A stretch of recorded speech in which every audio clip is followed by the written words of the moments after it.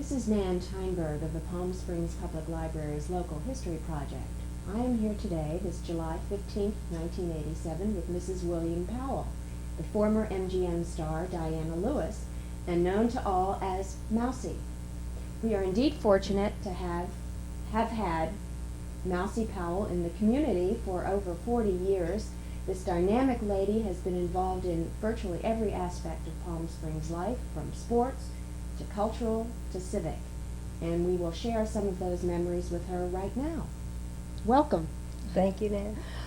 Let's backtrack a little bit, Mousie, and talk about the days before Palm Springs, your origins, your parents, where you were from, and how you got to Hollywood.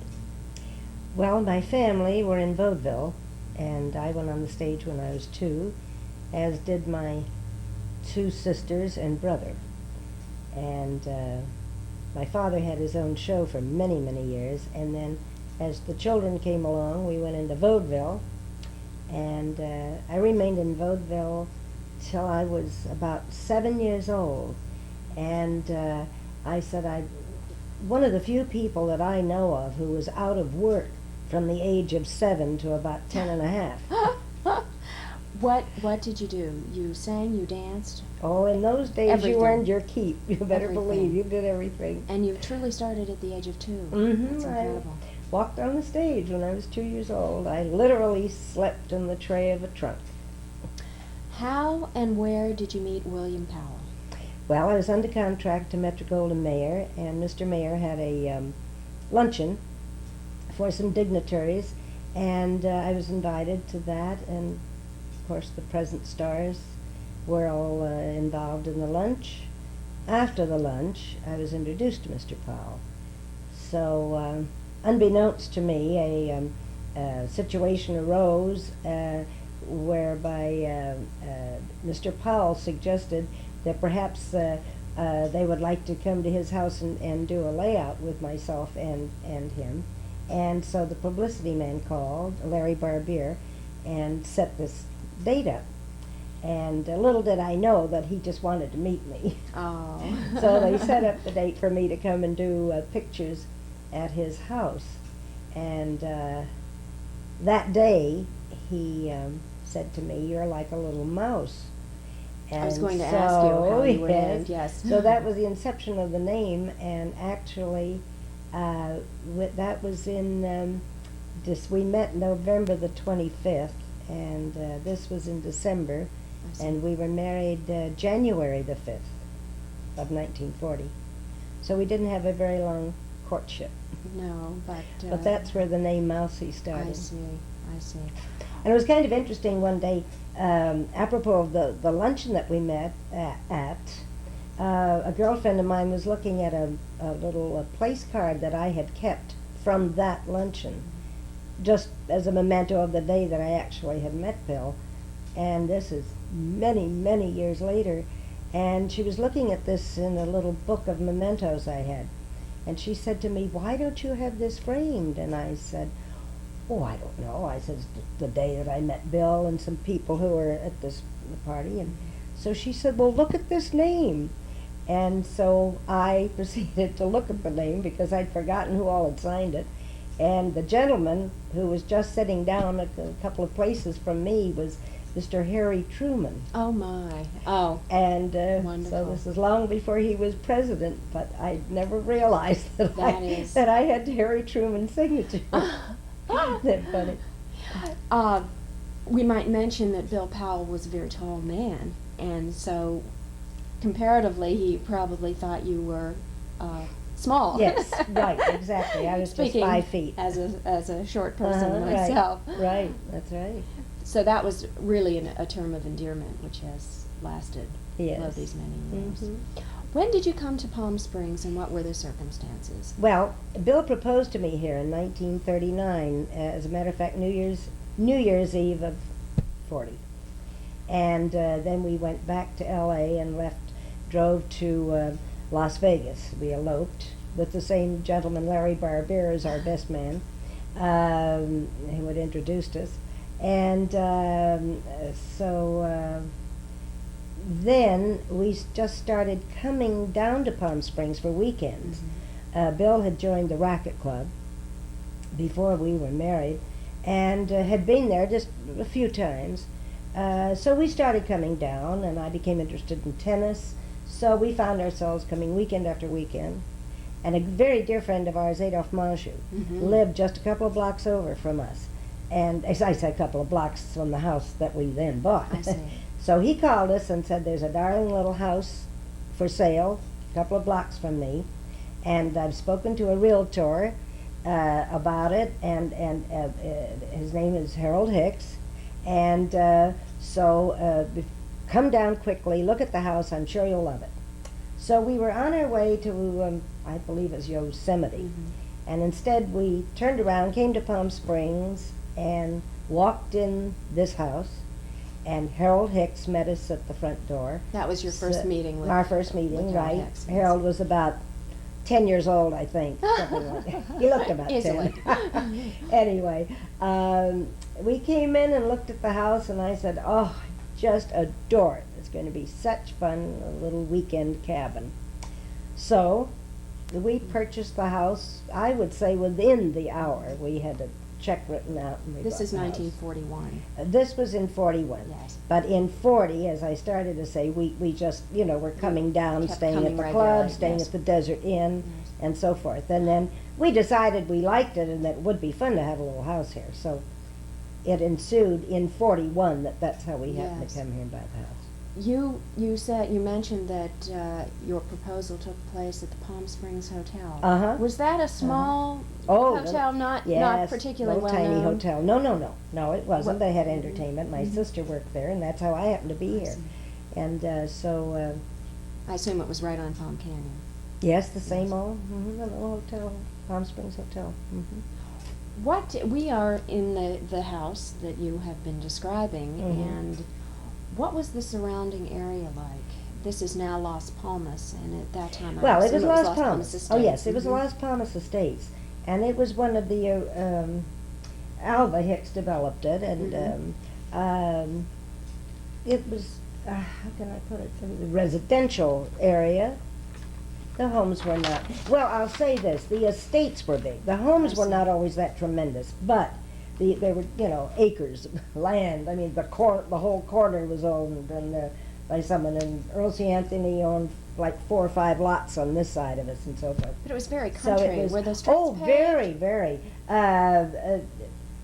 No, not Yeah, when we that's first came here. interesting. Of course, Indian Avenue wasn't paved either. Correct. And when we would come here, we would just put our car in the garage. That was it. We got on the bikes and never took the car out until we went home. Was it easy to bike around town? Oh, and- yes, my gosh, yeah. I would- Everybody had I would think bicycles. you would have tires, Uh-huh. not slashed, but Oh, you mean by gravel or that sort of gravel thing? and I don't recall prickles it. and- I'm and sure so it forth. happened, but I Yes. don't really recall it was any great Yes. problem because, just bicycling was the thing Certainly. that's what you did. You just Yes. sort of didn't bother with your car unless, you were picking people up to go out of an evening, of course. But I mean, other than that, if you were running down to the grocery store, Sam and Leo's or something, you biked over. And life was very casual. You came here to relax. Oh, absolutely, sure. And it Oh, still yeah. is, but it has taken a In different, a different certainly way. a different, In a different turn. way. You Yeah. mentioned the Racquet Club, and a lot of the social life, of course, took place at the Racquet Yes. Club. And I'm thinking of two different people who there were certainly the local, what we call the local celebrities, and we'll talk about that in a Mhm. minute. But I'd like to hear about some of the Hollywood celebrities who played tennis at the Racquet Club and were part of the social scene. Certainly Charlie Farrell. Well, yes, Charlie and Virginia were the backbone of the club, of the town. He was mayor for many, many years, and Virginia was the leading lady of the town, certainly in all of her endeavors of her charity work, funding the hospital, beginning of the hospital, and You even- running the club. Yes, of you course. mentioned we don't hear too much about Virginia Valley. Farrell. And You don't? we Not haven't, really. we haven't Isn't heard that too much interesting? about her, Isn't and that she was interesting? truly a strong, dynamic woman. I can't believe that because she was. Yes, All indeed. over I the mean, place, she was. yes. She And you ran mentioned the she club. ran the club during the war. Absolutely, during the war, she ran that club single-handedly, and beautifully. She was in on every aspect of the club, and then, as I say, her charity work and my gracious, she was chairman of I don't know how many committees and whatnot. It's very interesting that you say Yes, that. yes. Uh-huh. Only one Yeah. other person really has mentioned her in That the interesting. context. Well, anyway, Ralph Bellamy was not as involved as one thinks. not at the Yeah. point in time that I came. He would Yes. he would come down very often, but he had sort of phased out of the any part of the physical running of Yes. the club, so to speak. You know, but was always interested and was always around and came for all the big events and you know, that sort of thing. I'm going to mention some other names. Dinah Shore and George Montgomery were Mhm. around at the time. Oh yes. Well, of course, that's not in the 40s now. We're about, That's a later. little later. Yes. What yeah. about people like Jack Warner and Ginger Rogers? They Would were that be 40s era? Ruby yes, Valley. very much so, right? And the Ritz brothers, Tony Martin, Frank Sinatra, Mhm. Spencer Tracy, Katharine Hepburn, Joan Crawford. Bing Crosby, Judy Garland. Name them. Well, Judy was a little later too. Yeah, I she was see. a young girl, a little too young. But you'd be hard put to mention names of great stars who were not there I at see, some yes. time. I mean, in the sense of they may come down for 2 weeks and at a time, or they'd come for a tennis tournament, or they'd come for a big party. We used to have the circus parties at the Racquet Club when everybody flew in. Rita Hayworth, everybody would come down for that party.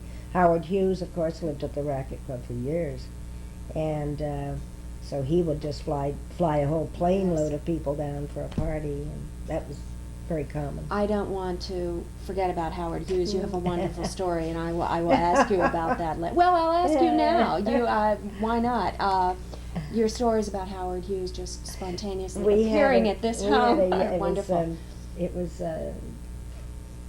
during the war, actually, and we had a Swedish lady working for us, and she came flying into me one morning and said, "Oh, Mrs. Powell, there's the most frightening-looking man out coming down the driveway," and she said he has a cardboard box in his hand, and he's got tennis shoes on, and he's got a beard, and she was just like this, and I said, "Oh, for heaven's sake, let him in." I said, "That's a good friend of mine." That was Howard's description, was always with the cardboard box in his hand, because he would, as the story's been told 8 million times, I mean, he did not like possessions, and so when he would fly from L.A. to New York, let's say, or wherever it might be, he would take a pair of socks and a clean shirt, and that was his whole wardrobe. So he had popped in here, he had left L.A., and he stopped here and just decided to come in and have a little breakfast. And so we did, and asked him what he wanted, and he said he'd like, pancakes would be fine, and some bacon or whatever. And he proceeded to eat 100 pancakes and a whole rasher of bacon, and she must have made 6 pots of coffee, but the cook had cooked for him before, so she was not a bit astounded. But the maid her She eyes gave were notice. falling out of her head, yes, because she couldn't believe this. But Howard was a tremendous eater, and it would be Evidently. nothing for him at dinner time to have 4 salads and 3 steaks and 4 or 5 side dishes of vegetables, and then he'd order maybe 6 scoops of ice cream love and that sauce, story. and I think it's he was a amazing. tremendous eater, and he was so thin. He was just very tall and very slender. But he was really a very interesting guy, and Absolutely. as I say, sure enough, he was on his way to New York, and that was his shirt and his socks again. And he But didn't like he would airplane carry this food. box with him, which was so silly. I don't know why he wouldn't leave it in the car or in the plane or whatever, but he always hung on to this like it, like he had a few million of his dollars in there, but not true. Very, very wonderful story. There were, of course, tennis celebrities around the Racquet Club, too, Oh, at the time. yes. You see, that was really the mecca of tennis here. And with all of his association with the tennis people, we always had the Davis Cup here to practice before they would go in their endeavor to win the Davis Cup.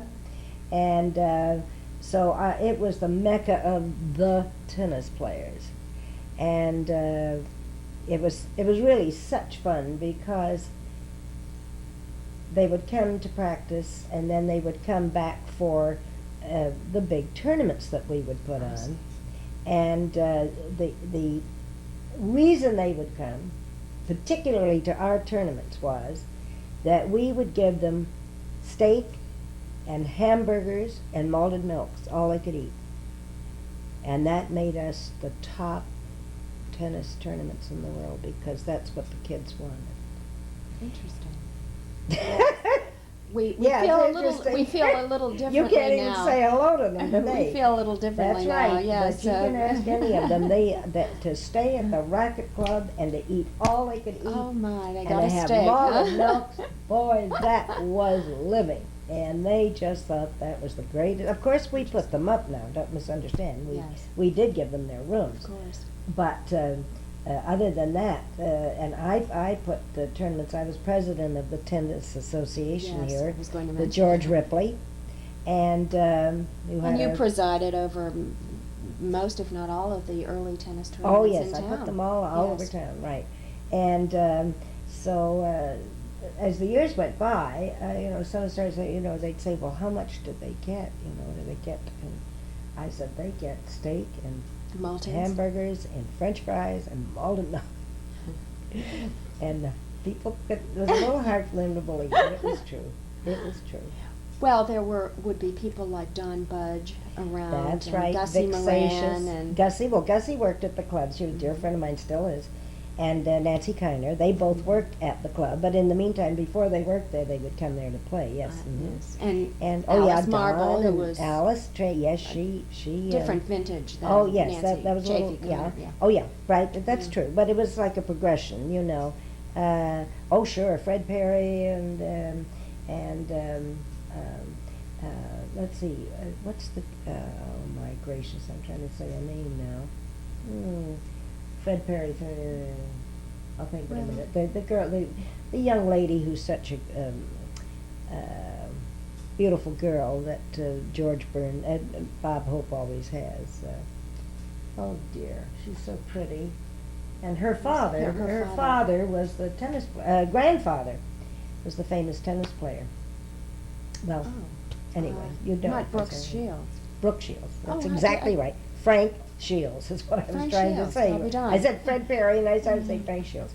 That was her grandfather. I didn't know And that. oh yeah, he Interesting. came here a lot. Yes. And actually, it was Lou Weatherall, who was the local pro, who taught Oh yes, you. he was at the Racquet Club when I first came there. And he was the And one he taught who me to play taught tennis. you to play tennis. Right. There were other people certainly around. The Strebies were around, local Oh people. well, yes, my dear, way before mine. And no, I mean, Yeah. I mean at the Racquet Club. Did Oh they? yes, And yes. Melba and Frank Bennett. Yeah. Oh dear, yes. And yes. Melba the- put on the Vanities. Yes. Yes, she that was was the very our big active. event here. Yes. The Vanities, everybody would work in it. And certainly Doris and Walter Marks were a Right. fixture at the Racquet Right. Club. Yeah, one of the first And, memories. I have a scroll here that is really yours that I think is wonderful. I think before we show this, we'll talk about the Mouseburger. Oh, and- right. Which brings in more local people. Right, If you right. want to describe the history of the Mouseburger. Uh-huh. Well, it started actually in the summer, and this is what, October This 50, is it not? 50, Yeah, yes. October 50. So it must have been in 49, I would say. And a group of us were sitting around, and sort of said, what are we going to do tonight? What are you doing, so-and-so? And I said, why don't we play tennis? We had one court lit. Number one court was lit.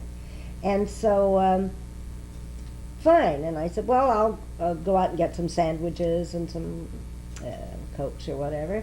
And George Robbins was the food and beverage man at the Racquet Club.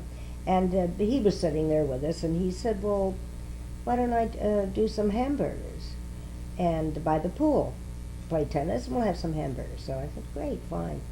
So, indeed, that's what happened. The group got together.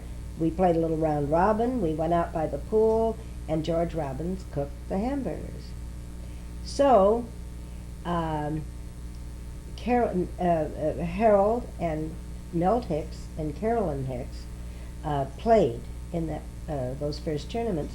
So someone said, gee, these hamburgers are marvelous. And Carolyn, now Mrs. Summers, Yes. Carolyn said, oh, these aren't hamburgers, they're Mouseburgers. And that's how it got its name. And in the meantime, I had a little poodle that everybody absolutely adored. Those were the days when we could take our dogs everywhere with us. And little darling went everywhere, and she was the town little queen. People adored her. So So the I full name of wound up this was calling it Little Little Darling's Darling's Mouseburger. Mouseburger Tennis Tournament. I just want to read off some of the names, which I think are interesting. Gus Kettman, who was the chief of That's police right. at the time, Right. and Jerry Nathanson, Uh-huh. and Bill Dunkerley, the Dunkerleys. He was on the council. Uh-huh. And Roger Williams, who was a local architect, of course, and Did the museum, Roger. the Hicks, and Jim Morton, and Right. George Ripley, owner, I believe, of the local laundry, That's right. and on. These. Well, let's see, Charlie and Well, of course, who else? Charlie Yeah, Farrell was, and is mentioned, and can't remember who all were on that particular list. yes, but these were Marge Jackson. They ran the local. They had the Yellow Page book I called see. at that time. Mm-hmm. Well, So it was kind of a potpourri. And then when you had mentioned Dinah and George, all the different people who would come to the club would play in the Mouseburger, you see. So we had a lot of the celebrities who played in it from time to time. Yes. Whenever they were down, they would look forward to playing in this little tournament. Was it primarily in the summer?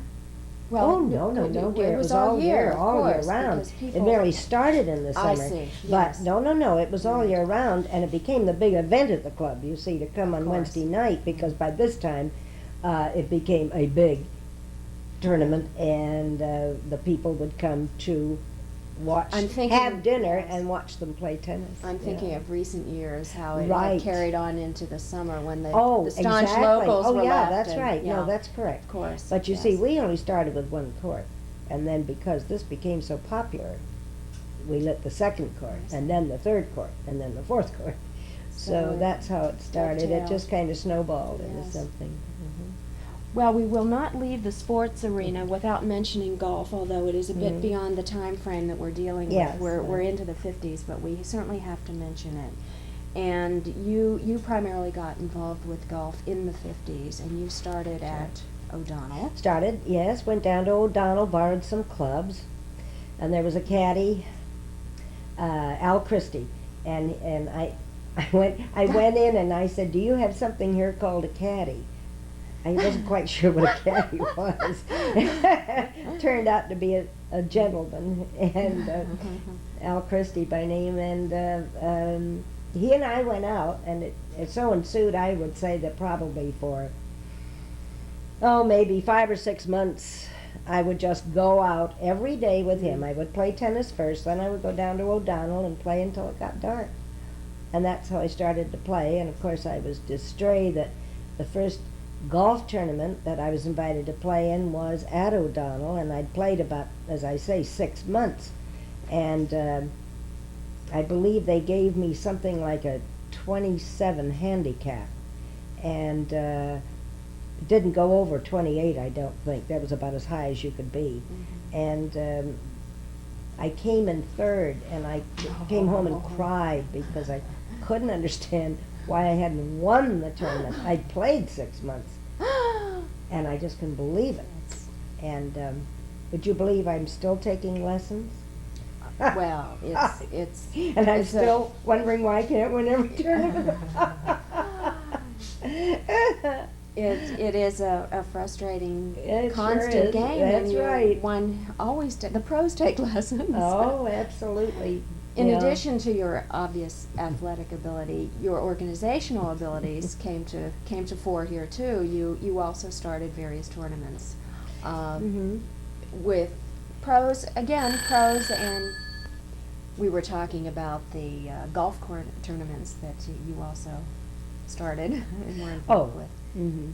And you always enjoyed mixing the professionals and your friends. Well, the I amateurs. was just very fortunate in meeting so many of the fine tennis players in the beginning when I was interested in that, and I was able to, when we'd have special tournaments here at the club, why the top players would come down and play with the amateurs, and then when I got into golf, again I was very fortunate. Possibly about my perhaps third year into golf, I was invited to play in an LPGA golf tournament down in San Diego, a Mickey Wright Invitational. And there I met the lady professionals. And we became friendly, and I would go and play throughout the country with them. And so later on, it so happened they came here to play in a tournament that Shirley Spork ran at Indian Wells. And I invited them to come and be my guest and play with my particular friends at O'Donnell. So it was just my tournament for them and my friends. And we had all sorts, everybody won something, and all sorts of mixed and teams and individual prizes and what. It was great fun, and we'd come back here and have corned beef and cabbage. So that was the big day, and that was called the Mousetrap Invitational.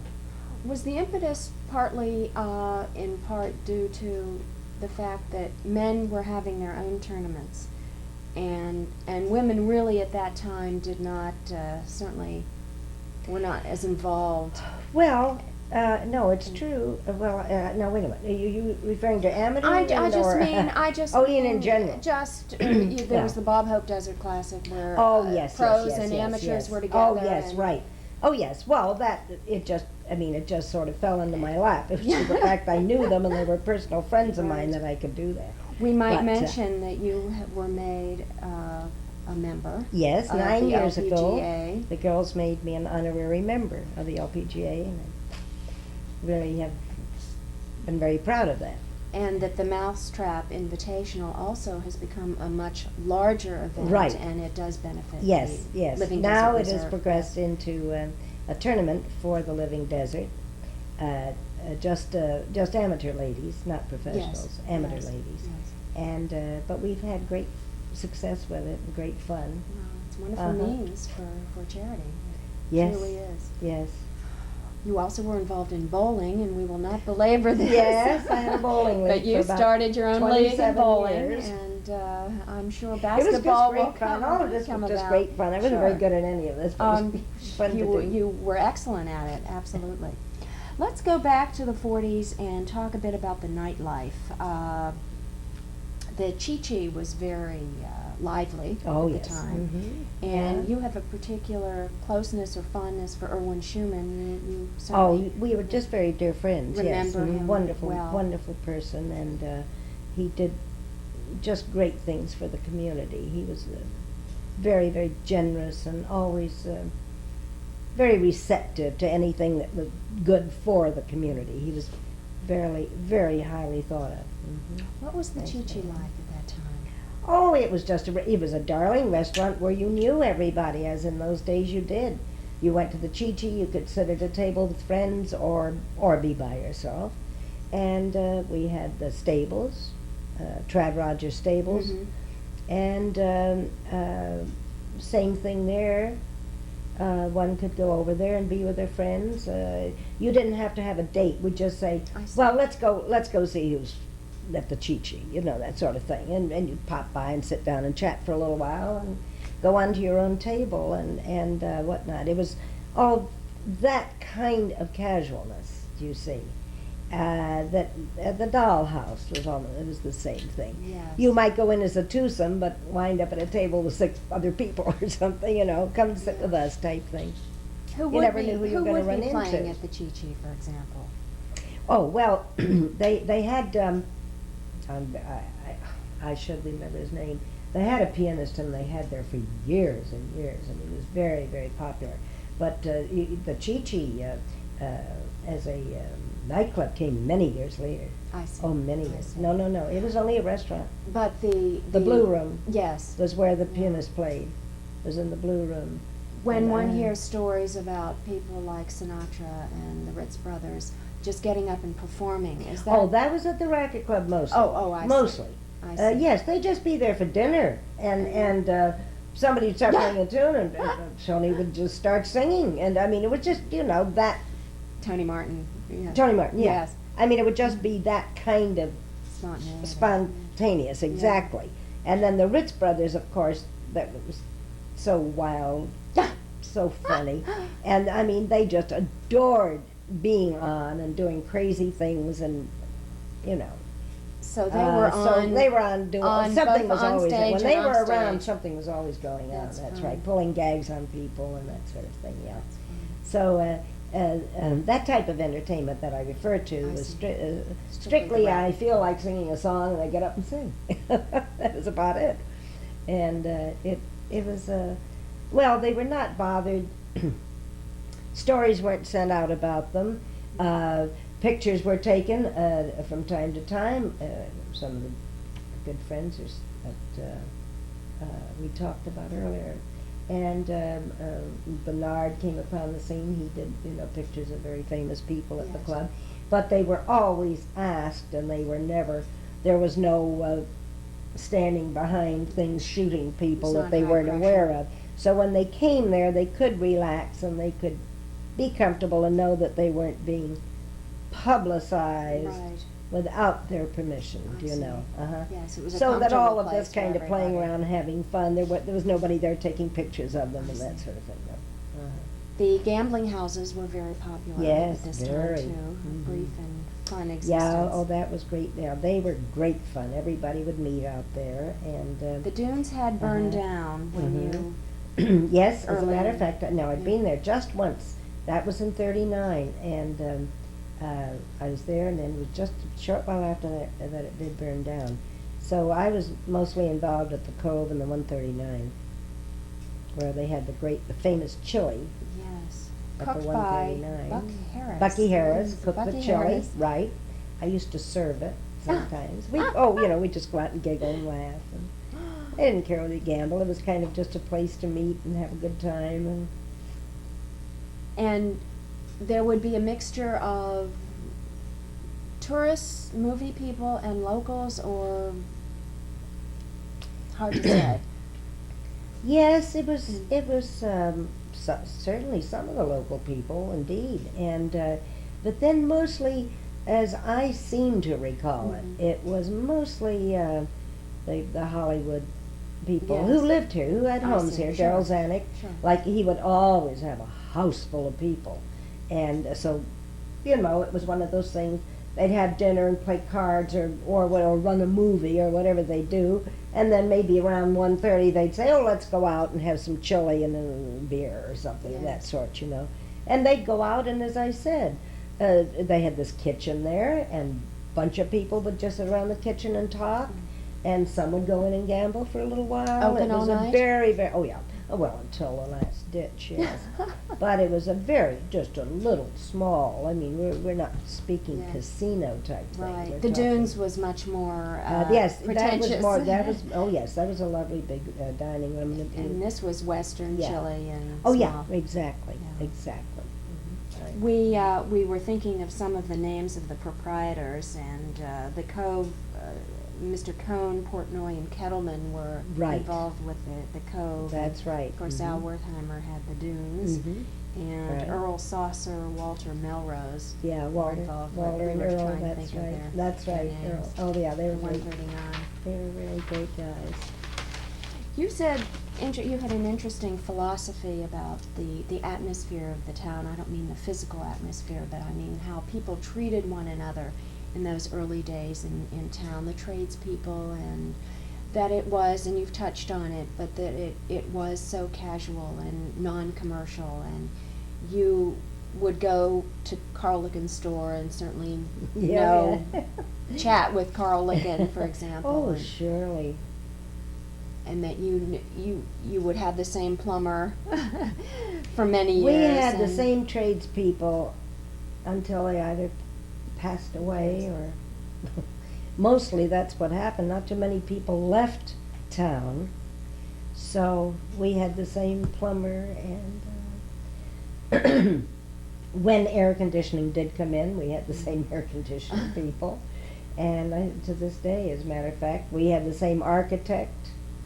And I kid you not, as the years have gone on, I have never changed unless people have actually, as I say, passed on, or somebody's taken over their business or whatever. And that's just seemed to be the way it was, if something happened with the plumbing and it was 10 o'clock at night, it was, ring, hi, listen, so-and-so and so, okay, I'll be right over. There was no House big call, deal about yes. it. They'd come over, and if it were just some little minor adjustment or something, we'd say, well, send the bill, or say, oh, forget it. Wonderful. One of those things. Casual. And that was the way it went. And it was that kind of niceness, Yes. if I can put it that way, Sure. that kept you with the same people, usually with the same tradespeople. They were so fair and so nice, and you never thought of changing or looking for anyone. And the other day, something happened here with my garage door. A gentleman came over and did a couple of little things, and I said, what do I owe you? And he said, nothing, and I almost fainted. Shades of former days. I said, I haven't had anybody say that to me in 20 years. I said, you're kidding me. He said, be my guest. Well, I couldn't also- believe it. And then by the same token, I had occasion to call somebody else, and they came over and found that it was something had been turned on and left running. I won't go into the details too much, but they proceeded to go over and turn the handle, and I got a bill for $50. And that was the difference. Yes. That tells the story, is what I'm trying to Yes. say. The garage man was like the old days. I see. That was the difference. By the same token. And as I said, as far as I'm concerned, if anybody needs any, I'm going to say, call my friend, if you need any help. Yeah. I couldn't believe this fella came over, and I think it was on a Saturday, as a matter of fact. And he came over and turned a couple of things like that and said, be my guest, and walked away, and the door opened. In addition to being So nice, there it you was are. smart That was what business Palm practice. Springs was like. Yeah. It was just that sort of thing. Whenever anybody started anything, everybody got in the act. Mhm. And like Virginia would say now, Mousie, I want this and and I want you over there at 10 o'clock. Okay, all right, fine, and I'd show up, and Helen Keniston, and oh gosh, a whole gang of us that Yes. worked together in different charities and things. And it's interesting when you say something to me about you haven't heard much about Virginia Farrell. Maybe it makes me sad because, but maybe that's a commentary on those days, because I think people did things for the good of what they were doing. And maybe the fact that Virginia would start these things and get the ball rolling and everything, Yes. but it wasn't She like did it she quietly. did. You know what I'm Yes. trying to say? It was She a didn't put her group. plaque, her like- name on a plaque. I mean, when Yes. you say who started the nurses thing, my Lord, Virginia Yes. Farrell started that. Yes, you're She talking got about the money Desert to build Hospital. the yes. Desert Hospital. She started the money to get the nurses' home built there, so that we could get good nurses, because the nurses couldn't afford to live here. Yes. This is But a because it wasn't called the Virginia Farrell Home, I guess, and people don't remember. But this is a but perfect that's what I mean. segue into You see, so your that's my charitable. point. Yeah. It was, Yeah. things were started strictly, and people got in the act, but it wasn't called the so-and-so, blah, blah, Nursing home, whatever, you yes. know, it was just sitting around at lunch. Well, gee, I heard so-and-so needs some help. Oh, really? What?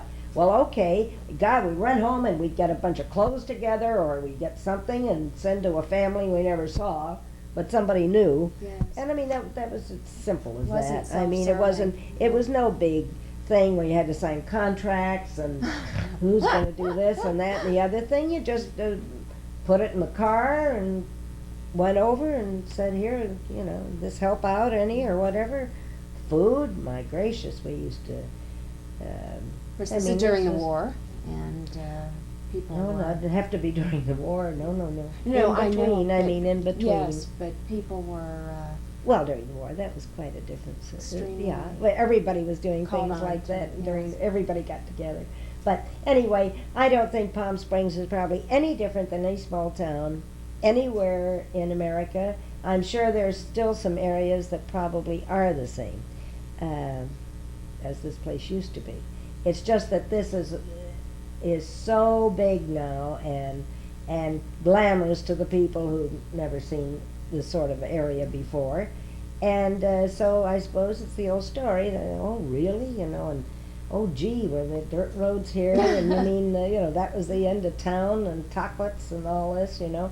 And so, I mean, this has gotten so much more exposure that I suppose people are more interested in seeing how it has built and the way it's happened. But in the beginning, it was just the same as any other little town. And even, but you see, you had glamorous people. You had people who were world famous, and that, I suppose, was the intriguing part of it. That you could come here and see William Powell riding a bicycle. I mean, that intrigued people, or Yes. Clark Gable, or Spencer Tracy, or you know, or Joan Crawford. I'm just saying names now. That was what was fascinating about it. That they did walk up and down the main street and stop in for a cup of coffee at the drugstore and that sort of thing. Sam and Leo's, you know, pop in there and say, "Can I have a Coke?" "Sure, just take it out." They'd say, "Oh, go ahead," you know. I mean, you know, you can't beat it. Well, you were of course one of those people who literally was walking up and down the street doing charitable things, and certainly not in a self-serving way. I'm thinking of the beginning of Desert Hospital. Oh, yes, Which yes. the humble beginnings of Desert Hospital, Yeah, going from right. door to door, getting Oh, $5 and absolutely. $10, which is Absolutely. phenomenal. Surely. We literally just canvassed on foot, knocking on doors to get money to start it. You mentioned Helen Keniston and Uh-huh. Dorothy Gray. Yes. I might add Dorothy too, Gray you- Brown, married who to were- Mary Jo Brown. She was she worked at Desmond's when I first came here, and then she opened her own shop, Dorothy Gray's shop. Yes, Yeah, these that was people very were well very involved in Oh yes, fundraising these were all efforts the as these were all the well. people who were in all the charitable works. Yes. We're moving Those a bit particular beyond days. our time frame, but we're now into civic and cultural endeavors, and certainly in addition to all your work for Desert Hospital. You founded, for example, the Palette Club, and that Yes, I realize is later, mhm. but I think that's Yeah. interesting. John Morris had painted my little dog, Little Darling, and her hubby had two portraits of them done by John in Los Angeles. And he at that time had made quite a name for himself in doing clown portraiture. I see. And I had him do a picture of Virginia and Charlie as clowns, which were was hung in the Racquet Club. And so he said to me one day, "Do you think anyone might be interested in studying art in Palm Springs? I'd love to come there, you see." And I said, "Absolutely, of course." So I got some of the chums together, Alice Bay and Helen Keniston again, and Virginia Farrell. And so John came down, got a little house, a smoke tree. And that's where we started, and then we progressed and took the old Quonset hut when the El Mirador was turned into a hospital during the war, Yes. you know, Torney General General. Hospital. And so they had this old Quonset hut there. So Ray Ryan gave us that, so we moved into that. Then Virginia and Charlie, many years before, had bought the Walter Marks home over by the Racquet Club. Yes. So all of a sudden Virginia said, let's do something with that, and they gave us the house at the, which was the Walter Marks house. Yes. Okay, so then Virginia and Charlie gave us that house. So that was the years of the Palette Club, and that was quite exceptional, and John Morris was our